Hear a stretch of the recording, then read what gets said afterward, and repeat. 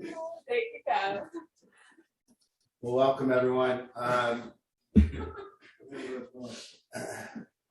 wanted to have tonight, before we get to know Parker and his mother and what they went through, and hear a little bit about them. I wanted to first kind of give a reminder.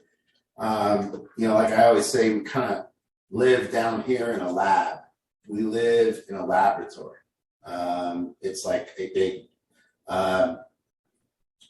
constant learning, constant researching, constant new things appearing. In the lab, there's always fresh information. There's always a new kind of insight that we gain by being down here with these guys and going through what we're all going through down here. And, I think that it's a little different for what we're doing here compared to just any run-of-the-mill type of treatment that's here to get someone sober for 30 days. And we would like to say that we're doing something a little bit different than that, rather than just getting somebody sober. We're joining and kind of integrating ourselves into your family. And we're kind of not telling you what to say, but hopefully telling you how to say things. I think it's important that we understand that this family recovery, and what we're recovering from, and how difficult it is to walk this gauntlet of past and different versions of different stories, and just a collision of everybody's point of view. And, I think that one of the things that I was watching Whoopi Goldberg today on The View. I don't know if it was today or it was a clip from yesterday or whatever, but she was venomous. She was filled with hatred. She was expressing her point and giving her point of view, but it was filled with so much venom and hatred towards the other side that no one's listening, that no one is able to learn from that or want to pick up what she's putting down. It was just straight venom. And I'm not saying it doesn't come from both sides, but we are this whole family divide that we've now are dealing with, and the same with the political divide and the country divide, and it's like a relearning of what it is that we're like learning to be with each other again. And it is a gauntlet. And I think that we need to understand that we don't when we're speaking to each other. I think the most important question when we're speaking to each other, when we're trying to reconnect as a family, when we're trying to get things done, when we're trying to share, when we're trying to be understood, that the most important thing that you're looking at is not what you're saying, but where you're saying it from. And not how you're listening, but, we don't listen from an empty bowl. We don't have just an empty listening. We listen from a full bowl. We listen from our version of the past. We listen from our protective place. We listen from all these different experiences, and we do not listen anymore. We are looking, and we are trying to get evidence of our story. We're trying to gain evidence of the exact story that we've created on each other. And in order for us to listen, we have to empty that bowl. We have to get to a place where we can do that. Now, the other thing that is so difficult is that we've learned with each other as families and as couples, and we've learned to close our hearts. We've learned, and this thing about open heart, closed heart. This is the work of a lifetime. To be able to have my heart not closed and not protect myself and deal with somebody that's got a different opinion or a different experience or even a different version of reality. To deal with that is difficult. And to keep my heart open through as I walk that gauntlet of that conversation, and to remember where I'm listening from, to remember where I'm trying to, what I'm trying to do. There's this thing in the way of all this family connection, anger with each other, anger from the past. And this anger I want people to understand there's something that stands behind it. That's something that you will not be able to separate. And that is this righteousness that everyone is dealing with. This thing, you cannot be angry without being righteous. You cannot be angry without being right. You have to be right to be angry. Think about that. And we have to have the other person, for us to close our heart, the other person has to be wrong. We have to be feeling that they're wrong. We have to feel against them. We have to be going at them from our point of view with a total absence of wanting to understand their point of view. So we don't sit here we're not a judge. And that's what some people think that we are. Some families come to us and they want a judgment almost. They want the other person deemed, they want either kid in the program wants their parent deemed the bad ones, or the parents want the kid deemed the bad ones, or the brothers and sisters want the kid. Somebody needs to be deemed bad. And I think that that's where this understanding of what we're trying to do when we say teach a new language is not new words. You're going to say a lot of the same words. You're going to be, you've said all the words. There's nothing you haven't said. We get that. But it's where we're saying it from and how we can come to a place of an open heart when we speak to people. And when that conversation begins, do I become righteous? See, righteousness is the representative of a closed heart. When my heart is closed, I'm right and I'm righteous. There's a difference between being right and righteous, though. There's a difference. You can be right, but you don't have to be righteous. And that's what we're dealing with. This is our enemy. The enemy of our family is righteousness. The enemy of our family is listening from the past.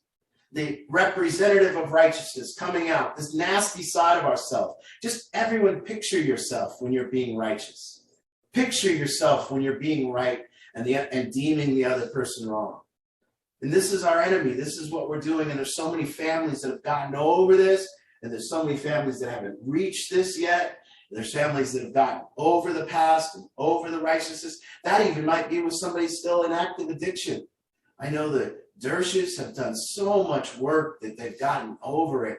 Josh and Melinda and all these families, that the righteousness is gone now. So now the only problem is, can we get the person off drugs? But wherever you're at in the process, wherever we've come to, I think it's important that you understand, one, how hard it is to love each other anymore. Don't just cop out and say, I love my family unconditionally. Prove it. If you cop out and say, hey, I just love my family unconditionally. No, show how. How do you love them unconditionally? And what work have you done to be able to achieve that? Because to love unconditionally means with my loved ones, I keep an open heart all the time. We cannot protect ourselves and love at the same time. So it would take an admittance that a lot of times we as a family, if we're going to get better, we have to admit when we're protecting ourselves from each other. We have to admit when we're closing our hearts and saying, you're wrong. That's not how it went. You don't understand. You don't listen to me. You don't say my point of view. That's a closed heart. And just to understand the undertaking, people always say this thing all the time. I do tough love. No, you don't. You do tough or you do love. To learn tough love takes a lifetime. To learn tough love is to be able to have someone leaving your home because they're no good in your home and they can't be there, and to have you both crying and hug each other at the end of it. That would be tough love. But get out of my house, you can't be here anymore. That's just tough. So understanding that tough love's always been the answer to this thing. It always has, never swayed. It's just that people's version of it have changed. What people are doing has changed. How people are saying they love when they don't. The Olson family, when I did my first consultation with the entire family, there was venom. And I think I think venom's not that bad when we can get together and share some venom with each other, because what it told me about their family was they loved hard. They had passion for each other. And it was, that's a good indicator that we can get better, because there was such passion and anger and frustration, and they wanted it fixed, and they blamed, and it was such a good starting place. Maybe they'll tell you where it's at now. But understanding this closed heart, open heart thing. Am I speaking from an open heart? Am I listening from an open heart? Am I listening from an angle? Am I listening from the point of view that I want them to see they're wrong? Am I trying to listen for their wrongness? Or am I listening to, everything we love? If we take a bowl of ice cream and we're in love with it, that's because everything's right about it. There's nothing wrong with it. If you look at a sunset and it's perfect and you love it, that's because there's nothing wrong with it. So to understand, in order to love people, there has to be nothing wrong with them. For me to share my open heart. Well, what is this place? This place of connection. We used to say, love is the calmest place in me, meeting the calmest place in you. But I think that it's more than that. It's not just the calmest place, meaning the calmest place. It's like the most truthful place in me meets the most truthful place of you when my heart is not closed. But I am not truthful with a closed heart. Cannot be truthful with a closed heart. I can only be truthful and be the truth of who I am when my heart is open. And I can only receive love and exchange love when my heart is open. All that we've went through as families, everything that you guys have went through, I want you just to picture you got 5 minutes with each other and it's the end. One of you is going to die, or both of you is going to die, and you got 5 minutes. What would you do? How would you connect? How would you open your heart and give that 5 minutes? Would you look them in the eye and just find where you find their true self and just find where you love them? Or would you complain about what they did to you a year ago? Which would you do? And I think we're running out of time for this. We're getting more and more divided as families. We're getting more and more divided as a nation. I've almost said pretty soon, it really seems like we're going to have to come to a point where where the U.S. turns into two divided nations. The Democratic U.S. and the Republican U.S. We can no longer even keep an open heart with each other because you don't agree with me, that your version of reality doesn't fit mine. So you're wrong and I hate you. And that's what we're coming up against right now. So I think more importantly than ever, it's like, and I'm not a guy that I didn't know this about myself. I didn't know that my journey in life was going to be to try to learn how to keep an open heart. But it has become that. It has become that, to try to walk this gauntlet, remain patient with people. This process isn't quick. It never takes the time that we think it's going to take. If your family's going to walk this gauntlet, walk this trapeze line together, it is a long process, and we want results quick. Well, they've been in treatment for 4 days. Why aren't they apologizing? Why aren't we doing anything? How come it's not getting any better? It's like, this could take years. We are recovering. We are family recovery. The whole thing. Bringing everyone together and saying, we're not here to talk about who's right and wrong. We're here to talk about perspective. Can a person in our family, and this is the key to being able to mend a family, can one person be big enough to not be right? Can one person be big enough to keep an open heart when they're blamed for things? To keep an open heart when you're told you're the problem? To keep an open heart when you're criticized? Can one person get rid of the righteousness and forsake it for, I just want peace in the family. I want Christmas dinner. I want Thanksgiving dinner. I just want this restored again. And can we admit that we've gotten so closed-hearted with our families, and we haven't been doing love. We've been doing protection. And by the way, there's families on here in the heat of the battle, and you will be in protect mode. And sometimes we have to be, because drugs cause violence, violent behavior, a lot of things. And I'm not saying don't protect yourself, but I'm also saying don't do it with righteousness. Protect yourself with wisdom. Protect yourself with peace, not escalating things, not, just keeping things patient and calm and understanding that everyone is at a different place in this collision. Colliding point of views, colliding versions of reality, colliding angers, colliding problems. And then we all have our personal stuff too. And that's all being brought together in this mix of difficulty. And that's what it is. Just a huge, hard thing that everyone's doing. And you're here tonight because, God dang, everyone that tuned in tonight wants their family back. There's no way there's another reason that you tuned in. You tuned in because, damn it, I'm here, I'm showing up, and I want my family. And everyone here, and everyone there, and everyone at Kent, if your family's on here, if you've been speaking to them, there's the Penningtons there, boy. Those three were in turmoil and anger and difficulty. And now they know how to speak to each other.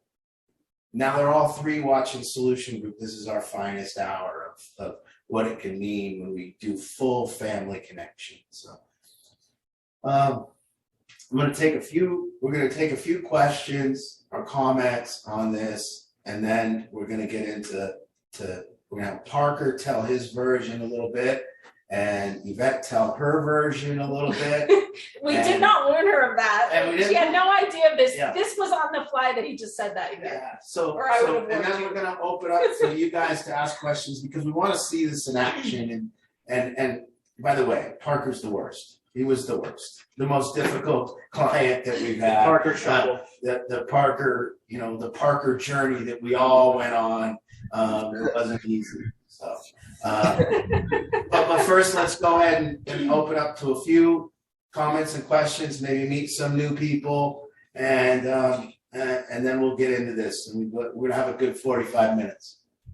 Yes. So, who's first? If you need a comment, question. Yes. Any comments, anything that hit home, comments, questions about anything you said, clarifications, all of it's open. I see a couple new faces on tonight. We'd love to say hi. Yeah. I think I saw Beth. So glad you're here, Beth. I think your camera's off now, but I'm really glad you tuned in. We look forward to getting to know you more.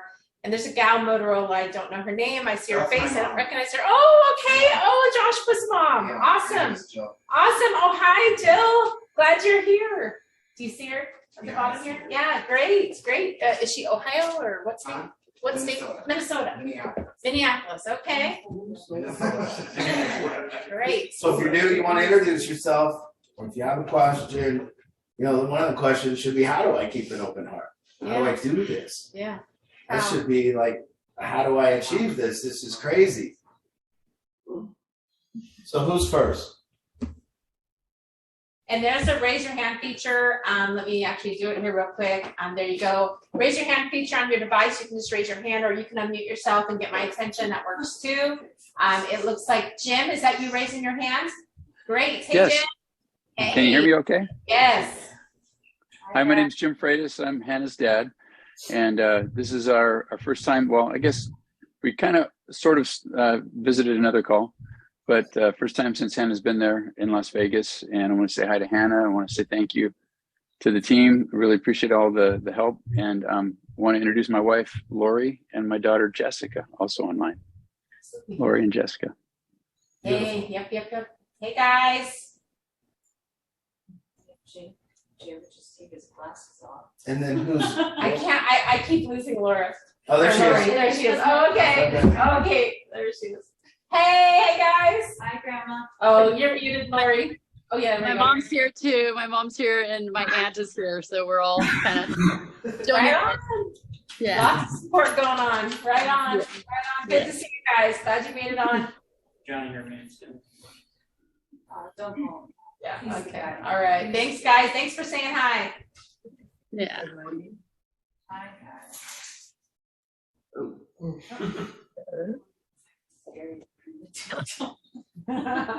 right.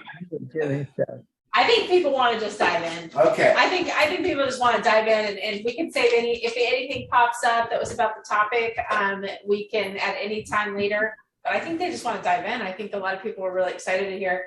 Monica. Parker. Oh, okay, yeah. Hey, Monica. Let's get you unmuted. She has an iPad. See. You're not unmuted, Dual. Okay, okay. Well, why won't it? Am I unmuted now? Yes. Okay. I do want to know how you address that. I mean, because there's been a lot of damage done to your home life, you know, of just not trusting and stealing. And I mean, how do you, when you bring them back in, I mean, how are you supposed to just, how do you don't say anything? I mean, how do you not do that? Well, one of the, as I said, the representative of a closed heart is righteousness, and the representative of an open heart is understanding and forgiveness. And so, when I'm seeking understanding and forgiveness, doesn't mean that I just open up my home and say, "Please don't steal from me again."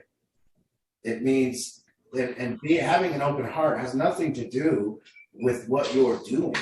It has nothing to do with what you're saying. It's just for you, a fact.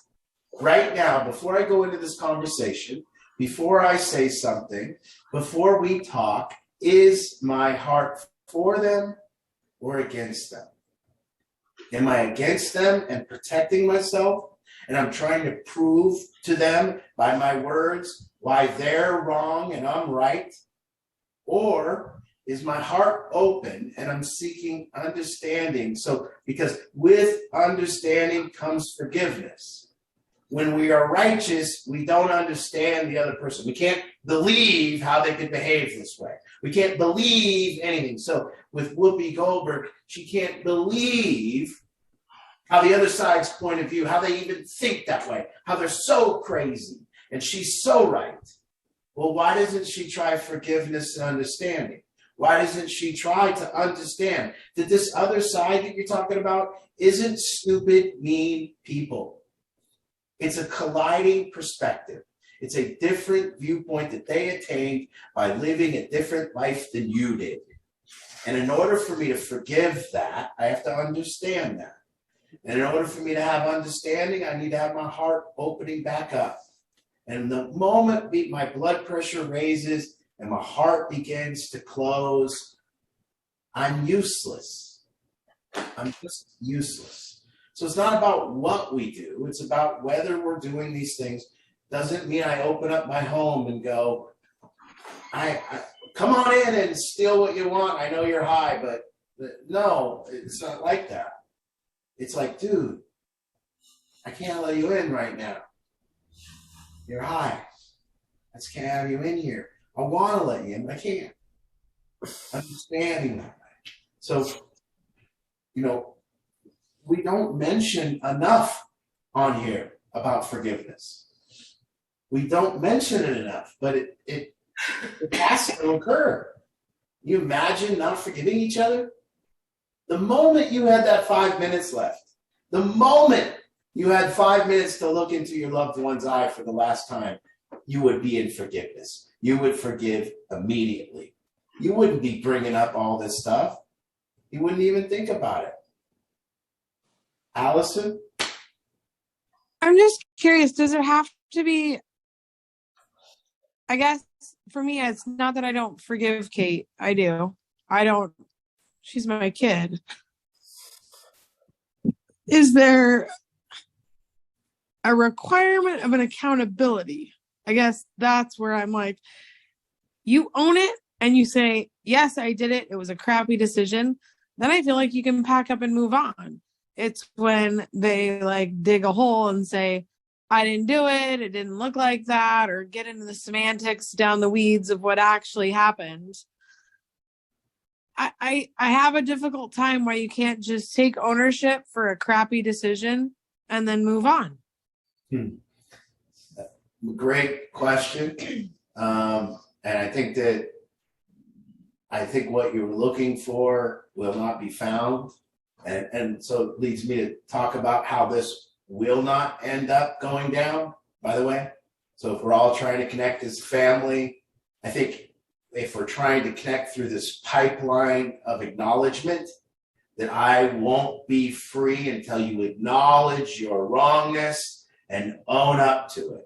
I will just tell you that's a unicorn. I don't mean that. I just want her to know, like, the path that she was headed down wasn't a good path. Can we just acknowledge that? Yeah. Well, like I said, and I'm not saying you want that. I'm just talking about families in Right. general. And I'm talking about this, that there is, because there's people here that want acknowledgement. There's people everywhere, and maybe we're not ready to do anything yet because we need this acknowledgement first. But I'm just pointing out that it never comes.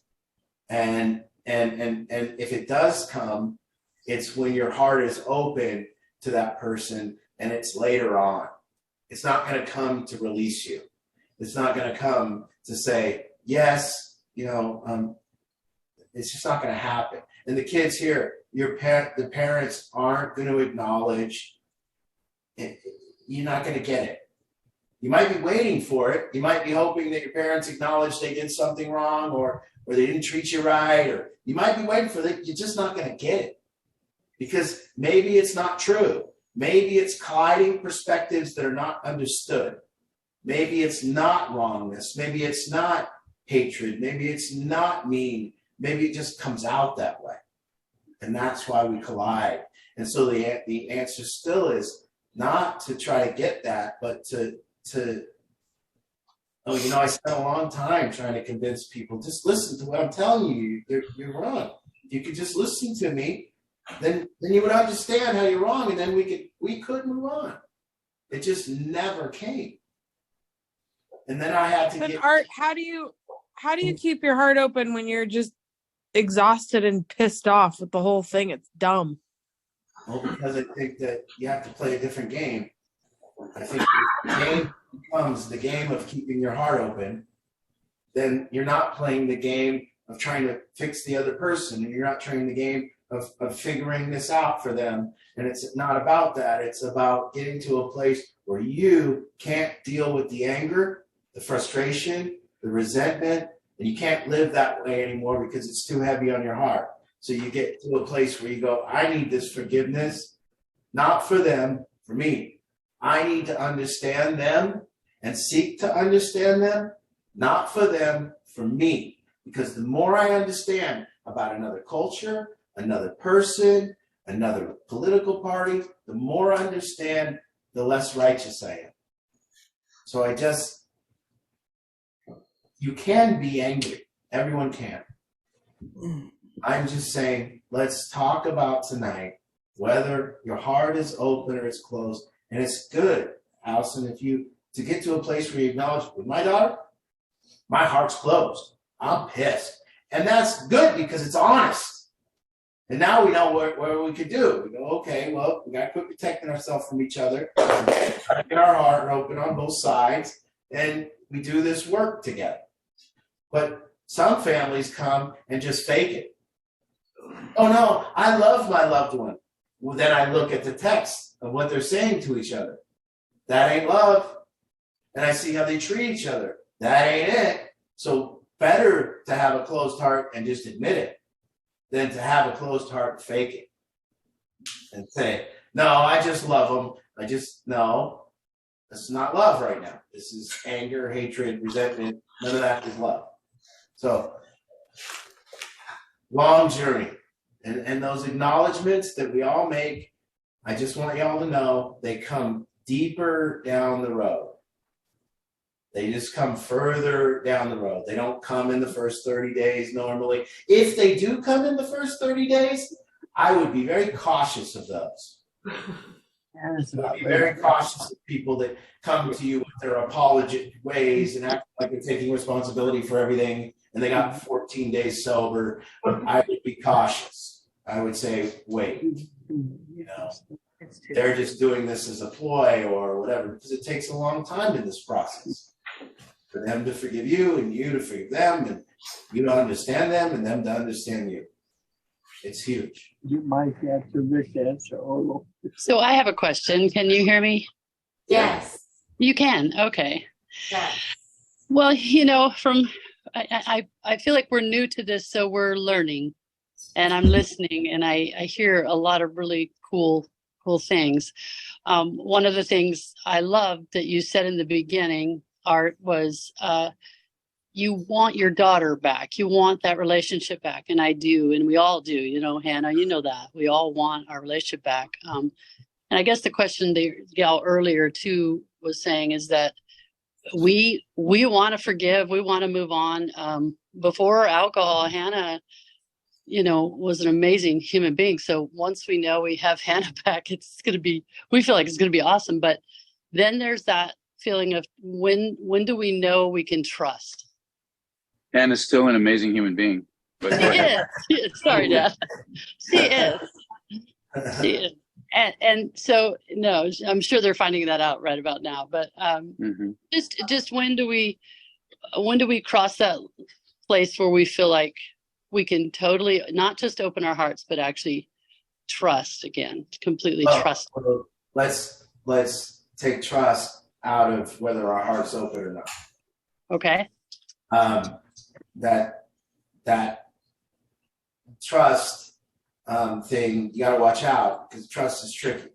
Because trust could be a racket, meaning what trust could be is another form of righteousness, another form of superiority, another form of saying, you know, I don't trust you. Well, what does that really mean when we say I don't trust you? It means I'm trustworthy, you're not, you should be more like me. It can. It also means I don't want my home robbed or anything like that. But we can do and say these things with and the question that I want people to focus on tonight is just simply this. Is my heart open or is it closed? That's it. Then my goal when interacting, when doing anything, is not to, when I say open my heart, it doesn't mean come rob me. It doesn't mean anything like that. It means simply, how am I speaking? Where am I speaking from? No, Encompass is meeting us tomorrow morning at our house. Okay, she left us. Lori, you're not on mute right now, babe. I muted Just her. saying. Okay, so anyways, I hope that answers that. Jesse has a question. Is my heart open? Where am I listening from? Am I listening from an empty bowl or a full bowl? Am I listening from what I want to be true, or what I want them to acknowledge, anything like that? Am I listening for an acknowledgement? Or am I trying to figure out why this person is right and not wrong? Why are they right? What's right about them? I can only love things that has things right about them. I can't love wrongness.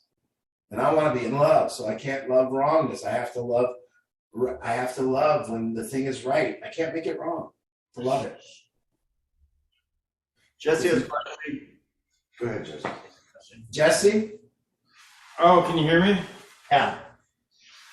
I just want to share a little bit of my story, hopefully, just recently, you know, but like me and my parents were going through like a 1.5 year battle, you know, with, I was unforgiving towards them and, you know, I felt like they were drawing a hard, the tough love thing, you know, but not really love, just tough.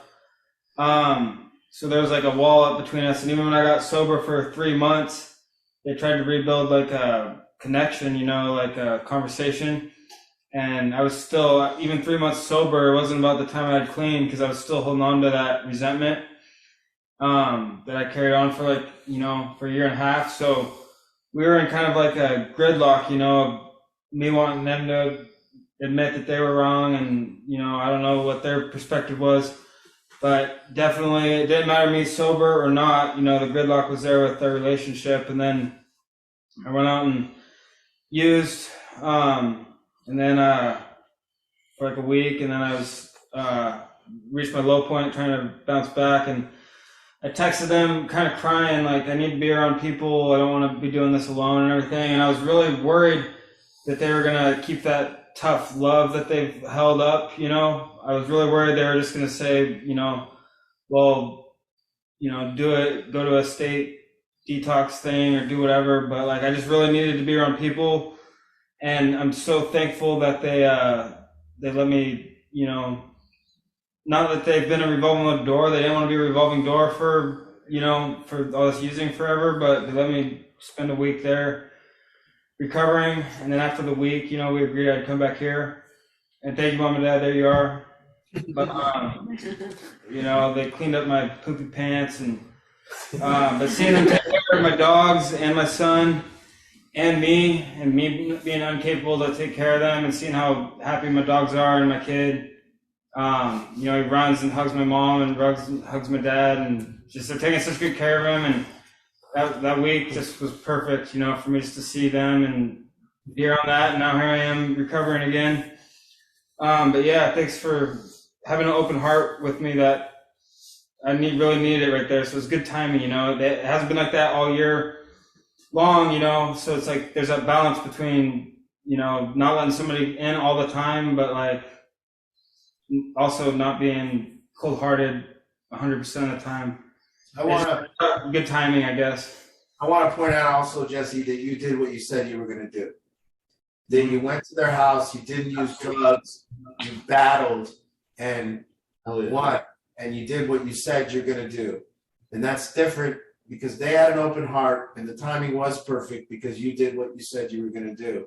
And without you doing what you said they were going to do, they would have had to protect themselves. They would have had to close down and do something they didn't want to do. And so you have to remember that when we have people in an open heart, we also have to be responsible for keeping their heart open. By doing what we say we're going to do, it keeps their heart open. And if their heart stays open, we can get that connection back. Beautiful. Thanks, Mom and Dad. I love you guys. Okay, let's get into Parker now. You want to start, Parker? Or do you want your mom to start?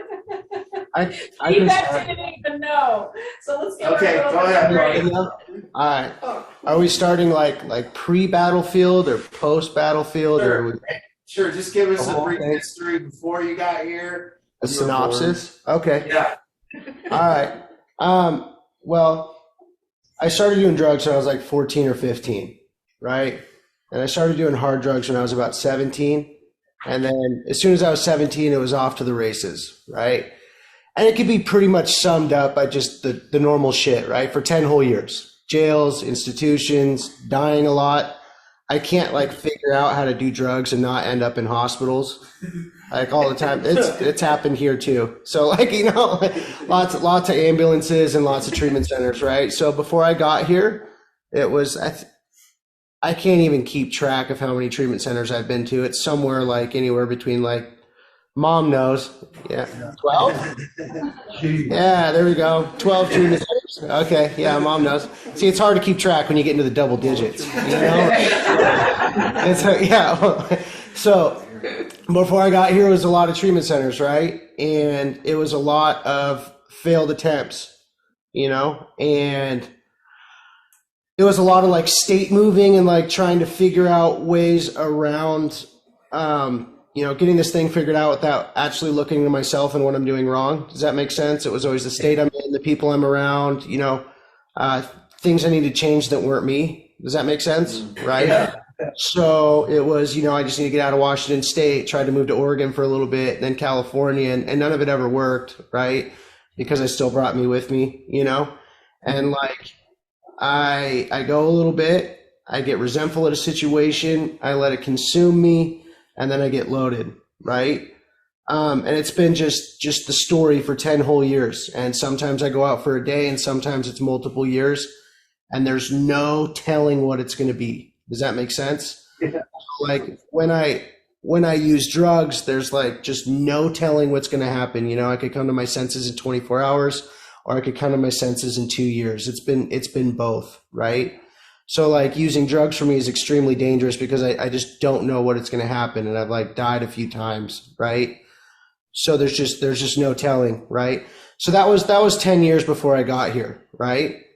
And when I don't know, I just took, right. I took from everybody. I was extremely selfish. I took from my family. I took advantage of their love for me. Right. And I did whatever I wanted without any sort of consideration for people that love me, right? For 10 whole years, it was like this. I went to treatment centers to like to feel better, to get people off my back, to stop the complaints from other people, right? You know, or like a job would make me, right? That's why I came here, right? You know, so when I came here, yeah, so this was 3 years ago at this point. I was in an apartment with no furniture. I had just gotten kicked out of a sober living, but I still had this department I was delinquent on that I had the key for still before they could change the locks out on me, right? So I was like staying in my apartment, but it didn't feel like it, you know, because there was just foil, you know, and no furniture or anything, right? That was it. Yeah, that was the furniture pieces, just a bunch of foil all over the ground, you know. And I was like sleeping there because I just gotten kicked out of a sober living, right? And I had nowhere else to stay but my own apartment, but it felt like I didn't have a place to stay. Just because I was delinquent on the whole thing and I was a total sack, you know?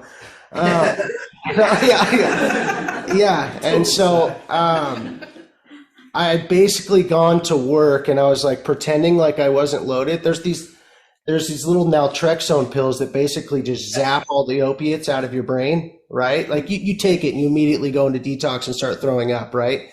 And I had like tricked my superiors into thinking I was sober because I was pretending to take this naltrexone pill and I was spitting it back into the cup. And if you take it while you're doing opiates, it is violent. Like you're puking. It's messed up. You're supposed to go to the hospital if that were to ever happen, you know? Right. And so basically the spitting in the cup trick didn't work. Right. And they were like, hey, we saw you spit that back in the cup. Take it right now. And because I'm like so hard headed, I will take any lie to the box, you know? And they forced me to take this just instant detox pill right in front of them, you know? And it sucked. It was so bad. I was puking at work, and there was my friend Brad had gone through here, right? And he had said, hey, get into this house that I went to. He had 2 years clean at the time, right? He had talked to my parents. It was already set up before I even knew what was going on, you know, right? Yeah, it was already set up that I needed to go to this house. So basically 2 people that had worked here had come and rescued me out of this furnitureless apartment, you know? And yeah, mom helped, you know? And so they brought me here, right? And I still wasn't done yet is the reality of the situation, you know? I would love to have said that I just came here and it was all good and I just grasped everything that was going on and what was being taught to me, but it wasn't the truth, right? And when I had gotten here, it was a different approach to recovery and sober living, because I was used to you use once, you get kicked out, it's done, right? And then when my back is against a wall and I have nowhere to stay, it's where I just it's where I get ruthless with it, you know, and I'm living in my car and ended up in weird places, you know? And so it was a different approach, right? It wasn't necessarily how to stop using drugs, but what to do after you stop using drugs. Does that make sense? Right? And I just kind of had to go until I was stopped, even in this program, right? Art will tell you, there was a couple times that I died and would end up in an ambulance and they're like, who do you want me to call, you know? And it was I've had to call Art, you know, a couple times and get picked up or whatever from a parking lot I had just overdosed in, you know. So I'd never had such a close relationship with people that were trying to help me, right? And for that I'm super grateful, you know, because I had never been taught in from recovery place like love like that, if that makes sense, or I firmly believe that my life would look a lot different if I didn't have so many chances to get clean. Does that make sense? I would be in a weird state somewhere probably doing the same thing. You know, that's usually what happens, you know? And so I pretty much just had to beat my face into a wall over and over and over and make the same mistakes over and over. Like Art was saying, what was the word you used, Art? What was I? I sucked. What was it? I was awful. I don't know. It's something shitty. Yeah, I was terrible. I was awful, right? I didn't want to follow any direction. I didn't listen. You know what I'm saying? I was a complete mess. I can tell you that Parker had an ability to close my heart and get me really angry, but it didn't last very long. Yeah. Me and Art have screamed at each other, dude, in the living room. Yeah, exactly. Yeah, no, I've gotten in battles with everybody, you know. Parker had 1 day clean, and we just get him sober for a full day. He can't pass UA. Then about 10 o'clock at night, he says, "I'm going to go hang out with this girl." And she's on the way to the house. Yeah, she's on the way to the house. Yeah. To the, wait, to the, no. Then he was in Port Orchard. Then he was asking me, and then he goes, "Well, by the way, she's outside." So, but, yeah, that happened. Yeah. And then, so, right, like, so I do like how, you know, Art will tell you, like, there's no way to just, like, you know, you get into treatment, right? Treatment is only useful when you're done doing drugs, right? And that is, like, that's so true for me. There's nothing that could have, like, told me to stop using drugs. Does that make sense? I had to just go until I was done, right? And I mean, I had just ruined everything, and now at this point, like, I use once and I lose everything first day. Like, you know, after 24 hours, I have no job, looking weird. You know what I mean? I'm like talking to myself. Drugs isn't as cool when you're like coming up on your 30s, I guess. No one had told me this when I was like early, because like I used to be able to go on year-long runs and not get crazy as much, you know? But now it's like after 1 day, like your brain doesn't work the same like it used to, you know? Like I like talk to myself, and like I think I'm at work, but I'm like in my car, like just weird shit. You know what I mean, right? Like I just lose my mind now, and it's like it's not worth it, you know?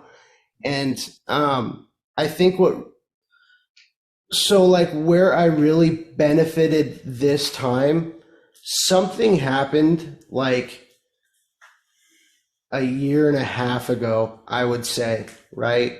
Where I really started to grasp the concepts of like being a good leader and being generous and being considerate of other people, right? That really helped me and benefited me. So I have a little over 7 months clean, right? So, but it all seemed like it changed about a year and a half ago. I had gone to treatment in California. They had sent me down there, and like they held my license hostage from me when I was down there, so I couldn't like fly back. It's like Kyle Burrows. Yeah, I was like, please send me my license back so I could fly, and he's like, no, I'll figure it out, you know. And so they're like trying to like trap me down there for as long as possible, and I eventually found my way back, right? You know, and. And even recently, right? So like back to, you know, just never experiencing this love from like a treatment program or whatever, you know, just a couple months ago, I was put into a position where I left the place I had moved out to, and I needed a place to come back to, right? And that night I had a bed, you know, and I've never experienced something like that in my life, obviously, aside from my parents, right? Yeah, Mom, I know. But that's a far drive, man. You know, that's like an hour and a half away from Tacoma, so it's tough, you know. But like I had never had so much just like, yeah, I got your back, right? So this program had taught people to just have people's back and not be so selfish, right? And to be giving and be a leader. And like my problems are so much different now, right? I'm put into this leadership position at work, right? So like being in charge of people without being forceful, right? Being a good leader and leading by example and like doing the things I like direct other people to do, right? Like these are like this constant chess game in my life of how to not be a prick, but get people get people to listen to what I say. And like, so like a lot of these different things I've like had to learn. It's not something that's like super instinctual, right? That I've had to like sit down and learn. And this program has taught me a lot about that. Not only to like not do drugs, but to like be at peace, right? And be honest all the fucking time, even if it sucks and even if I don't want to, right? Even if I don't want to, just fucking do it. Like it's painful sometimes, right? Where there's like something I have to be honest about, and like, and commitment, right? That like once you've said something, like you commit to it. Like my routine is ridiculous right now. I don't think I've woken up past 5 a.m. in like it feels like a long time. You know what I mean? Like I can't at this point. Like me sleeping in is like 7, and that's like a Sunday, and I have nothing to do. And even then, I feel like I've wasted time. You know, so like committing to doing what I say I'm going to do, and that's like showing up to work and handling my responsibilities and not going delinquent on anything, and just like assessing every avenue of my life and like deciding how it's going to be better. And then also not always having the best idea, right? There's like a group of people that I bounce all my ideas off of, right? You know, that I like talk to on a regular basis whenever I'm about to make a move, to make sure that it's the proper move. And like sometimes it's not, and I have to get told that that's not the move to make, right? And to like accept that it's probably not, and I don't have the brightest ideas. This program like taught me that, you know, to just follow direction, right, from people that like seemingly like know more than me, right? And that was really tough to do, because I seriously just did whatever the fuck I wanted for 10 years, right? Like not a consideration in the world for how people felt or how it was going to affect people or what it was going to, like I broke my family's heart over and over and devastated them and ruined cars and stole and didn't answer the phone, right? If I don't answer the phone now, like my mom probably figures I'm busy or whatever, right? But back in the day, it was because I was dead, right? Or, you know, in their minds, you know what I mean? It was because I was dead or in a hospital and they had to go check the jail books or hospitals or whatever you parents do. You know what I mean? When your kid doesn't answer the phone, whatever you guys do, I know some of you probably do it over there. You know, you start checking the registries and checking the lists. I don't know what list you guys are doing, but I know you do. You know, right? And so you know, back in the day, that's what it used to be up until a year and a half ago. You know, if I didn't answer the phone, I was dead somewhere. I was in major trouble, right? But like nowadays, like I like actually like talk to my family now instead of like I just have conversations with them, and there's no like major calamity happening. I'm not asking them for anything, right? They're not asking me to do something I don't want to do, or like, you know, they're not trying to shuffle me off into somewhere because they're trying to save my life, right? We just like talk about stuff, and I go and hang out with my family now, and it's not some like I need something from you or you need me to go do something, right? It's because I like want to go up there and hang out with them, and there's like, I don't know. So like, it's just wild to think like what my problems are now compared to what they used to be, because it was like, it was life or death or like a total just devastating thing that just happened whenever I talked to my family, you know, or there's always some plan on how I was going to get better. It's cool. It's always just you know, back then it was just a bunch of plans on how I was going to get better, right? None of them were actually ever executed, you know? It was always planning, right? Like you said earlier, Art, just doing what you say you're going to do, right? So like my life now is just execution, you know? Like there's a plan, I bounce it off my people, and then I do it, right? It's not like I slept in too late, so I can't do that. You know what I mean? Right? Like there's none of that happening, right? I do what I say I'm going to do, even if it sucks. I thought there was going to be a panel of like 4 people here, and it's just the Parker show, I guess. You know, so like yeah, you know, and like I don't, you know, I don't necessarily want to do any of this, but it's asked of me, right? So like my idea of a fun Thursday night. Or, oh my God, it's Tuesday, dude. I work like 70 hours a week, so I'm sorry. You know, they all just kind of blend in at this point, right? But like, at this point, I just do what's asked of me because I know it's probably better for me. But like, I didn't want to like come up here and talk to a bunch of people or tell my story or anything like that, right? But at this point in my life, I just do what's asked of me because it's probably better for me in the long run, even if it's something I don't want to do, right? You know, so like, and I'm grateful that I can go and do that, or that I have the option to, and no one's yelling at me today really that much. You know? Let's hear from your mom. Yeah, all right. Come on, Mom. Yeah.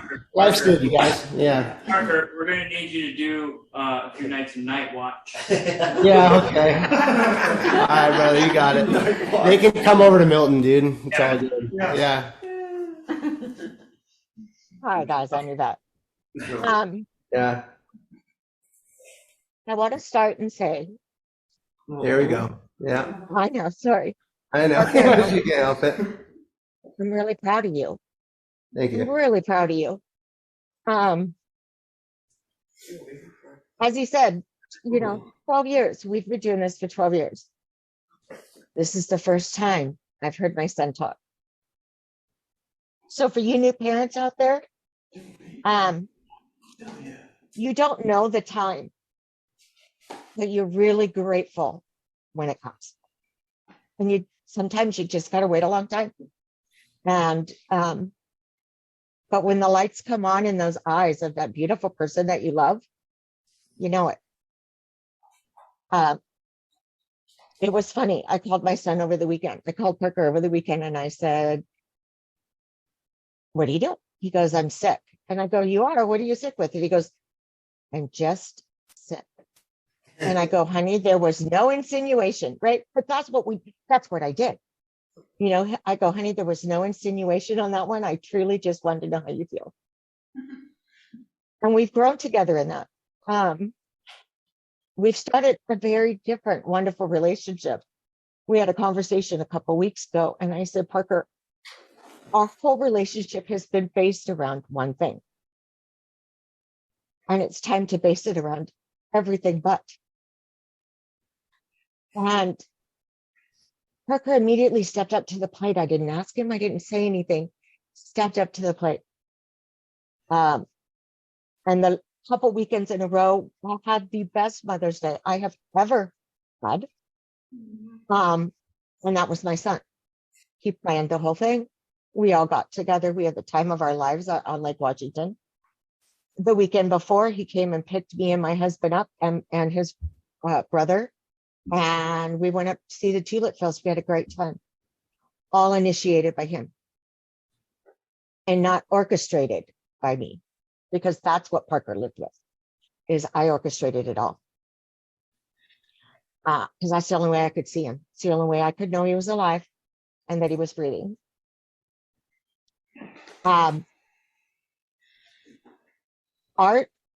and Angie have been the most incredible thing and the most incredible people of recovery that I've ever seen. And I believe Parker's where he's at because of that. I can attest, Art's had some difficult times. I've gotten a couple, after midnight calls. I remember one in particular where Art was done. I'm sorry, I love him. I think it was like 2:00 in the morning, but he said, "I'm done.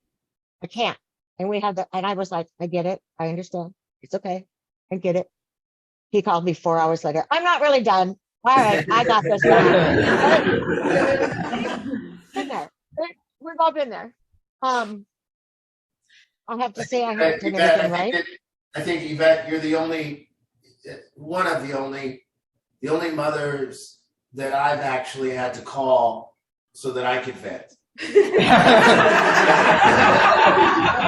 Usually I'm listening to a mother vent and I'm trying to calm them down, but I needed to vent with you, and I was never done, but I'm so angry. Well, by the way, Parker seemed to time every relapse, which was upwards of 10, 15 relapses in 3 years, but he would time every one of them for my vacation. Yeah.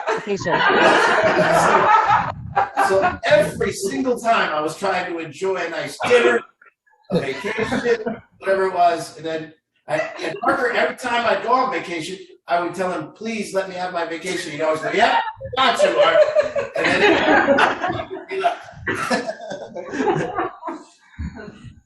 Right. And I got to tell you, it's kind of, Parker talks about, being found in a parking lot and yada, yada, yada. But what he didn't tell you is that Art and I had an agreement, and Art would call me and he'd say, "Where's Parker?" And I'd say, "Just a moment, I'll let you know." And I'd pull up my phone, I'd track my son, and Art would send posse. And the posse would show up, they'd throw Parker in a car, they'd drive his car back, and Parker would start over with, Yeah. you know, and this happened frequently, right? It got to a point where I just tossed the phone in the passenger seat and wait for people to roll up. I didn't like know anyone was on the way, but I figured, you know, and then there's like, yeah. We weren't going to tell him or he'd move, right? Yeah. You know, there's been a couple pretty funny stories. I believe little Mr. Kyle over there has been a witness to a couple out in front of my house. It's been, you know, a challenge. I haven't done everything right. I'll be the first to admit. I believe that I have worked very hard to keep my heart open. I always wanted to tell myself, if it was going to be the last time, could I live with whatever I said the last time? And I led that way with a lot of stuff with Parker. Because I knew he wasn't going to make it. I knew he wasn't going to be here.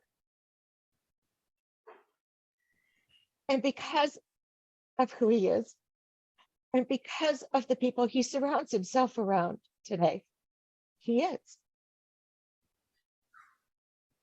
And he is the wonderful human being that I've always known was inside there, but he just let the asshole show through instead, right?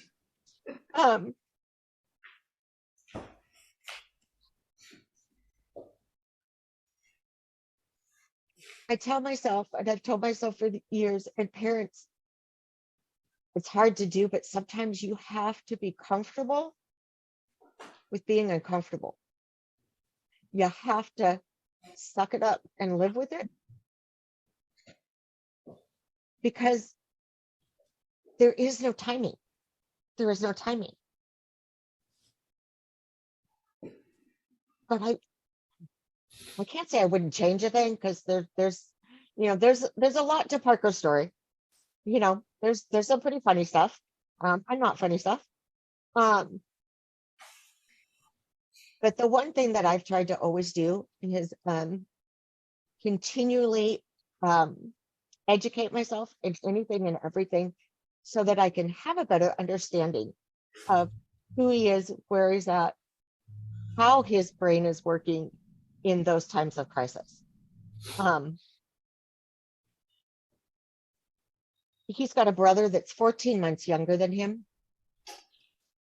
who has hated him from the time he was about 13 till about a year and a half ago. And you know what? They work together every day. They're in a building together every day. And I have listened to them work together, and one starts something and then the other takes over, and how they play off of each other and their different personalities. And I didn't think that was going to happen. You know, I've hit a couple walls and slammed to the floor a couple times trying to break up three big grown men that are my children. But, you know, when something would go on, and I never thought that they would be able to have the relationship they have today. And it's work and acceptance and understanding on both of their parts. But Art and Angie have made all the difference in the world. You go to a 30-day, go to a 30-day treatment. Parker could, I'm telling you, Parker can teach a 30-day treatment center. Parker could run that 30-day treatment center. But until he met Art, and Art accepted him, loved him, helped him, and didn't kick him to the curb the first time he got loaded, or the 9th time he got loaded, and was still there with open arms saying, I'm here. In the recovery world for Parker, nobody besides his family was there. You fucked up, come back in 30 days, get 30 days sober, you could come back, right? And Parker's one of those hardcore people You tell him that, he's fine. He don't care. He doesn't care where he lives. He doesn't care what he does. He's out, right? And to have somebody stay committed to him, somebody that's not family, somebody that Parker didn't have to feel like they had to, right? It makes all the difference to every one of these people I can see sitting in these rooms down there with you guys. It makes the difference because that's what they're looking for and what they need. And that's what us parents need, to know that somebody else has their back besides just us. And you know, I'm grateful. Parker's got this personality. I mean, those of you who know him know, right? He's funnier than shit. He's charismatic. The guys all want to hang with him all the time because he's so cool. And then the girls think he's so cool. You know, it's both sides of the coin, right? Until he's loaded. Until he's loaded. And then the coin's gone. Yeah. Right? And but the people in these rooms, you parents that are new, you've done an amazing thing to send your kids here. Because it's different from everything else, I believe it works better because they're there and they don't let go and they don't give up. Hey, Yvette. Yeah. Let me talk about to the families here about some of the things that makes this case extraordinary. Because first of all, you guys all got to know something about Parker is that he's extraordinary and dynamic and a big energy, just huge energy. And that's difficult in some senses because it means they go hard either way. And there's something about Parker that goes hard. And so we didn't, Yvette and I, when we talked at night, every phone call was preparing us for the loss of Parker. And we knew it. And I've never had a case where I just knew the person wouldn't make it. And I would even encourage Yvette to be, talk about a woman that's kept her heart open to her son and is quintessential somebody that didn't close her heart when everyone around her was closing their heart, when everyone around was angry. You were keeping it together to the point where I would even wonder somehow, why don't you be angry with him more? I want you to be more angry now. And so, to watch the journey and to watch how extraordinary it's been, and for all of us to be sitting here with Parker, but you also got to know about Parker. Parker paid his own treatment. Parker paid his own way. He would come and beg me for treatment and say, I'll pay you back later. And he would. And he always did everything he said he was going to do. Sometimes he said he was going to go get high, and he did that. And so when he told me, when I spent the day with him trying to get a pistol so that he could kill himself, and driving around, taking him to 7-Eleven so he could get some cigarettes and make a phone call so that he could get a pistol so that he could kill himself that day, I knew he was going to do it. And there was no question that he meant what he said. And so, we're on a really extreme end of a person who now is going to do great things and provide for his family and provide for his immediate family, also his brothers and his parents, but to be able to be there for them and then start his own family and provide. It's just been an extraordinary journey. And, we do the same with everybody. Everybody has open arms and come back, but I also want to give credit to so many people that's loved and helped Parker along the way on this team, and the amount of hours people have spent at the hospital with him and picking him up. There was so many people that it wasn't me. I'd be on somewhere, but I'd send a team, and the team would always go. And there was never anybody mad, not willing to go get him. They just did it, and that's hopefully the culture that we've created. That no matter how bad somebody's pissed us off, when they make that phone call, we're on the way. And you cannot, and that's hopefully what we mean in our example to everyone of how we keep our heart open, how we don't worry about necessarily worry about trusting the person. We keep our heart open and forgive. That's more important. And yes, along the way, all of you, if your kid is in treatment, you will build trust. You will. It'll come. It'll come when they're on the right path, and you'll know it. You'll know it. So people always ask, how do I know when I can trust my kid? You will know. You will know. It'll come. And you'll know when you can trust them. And it'll happen for you. 12 years. Fight the fight. Kept your heart open. You know. Beautiful. Thank you. I left Parker one time.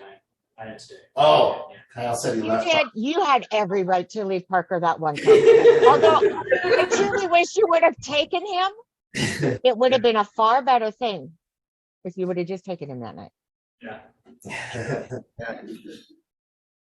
But again, let's not just give credit to the program, Ramina. Let's give credit to the culture. This is a culture. This is a bunch of people that Parker's earned the respect of, and a bunch of people that he now lives his life for, and has to show up for.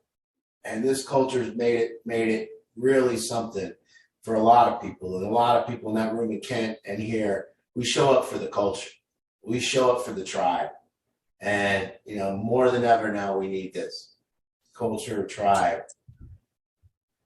Okay, beautiful. Any closings, Parker or Yvette, before we go to a few more questions and we'll close out? Kenny and Greg. More so like what you said about being trusted by others and stuff like that, right? Like I wasn't trusted for a very long time, but it's super cool how trusted I am now, you know? With I have people's passwords, dude.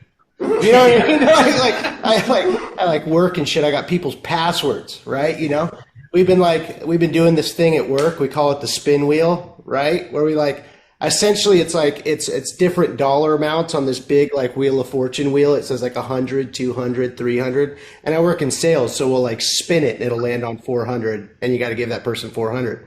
So there's my boss gave me 10 grand in cash to pass out to people. You know what I mean? Right? And I never got trusted like that for the last 12 years to just hold 10 grand of someone else's money and stuff, you know? It's it makes sense now, right? You know what I mean? But back then, I wouldn't have been trusted with a bunch of cash and shit, you know? So it's I don't know. It just reminded me that it's super cool to be trusted now and stuff like that. So I don't know. It's it's different, you know? That's all. Greg, you got a question? No, just kind of statement. Well, thanks, Jess. I think it takes a village to raise a family, and your dogs are part of the family. So no worries there. And I just had to look up who Parker sounds like. Parker, great speech today and great talking. It was awesome. But Jonah Hill. I don't know if it's my speaker, but you sound like Jonah. Yeah. All right. Okay. I'll take that. Yeah.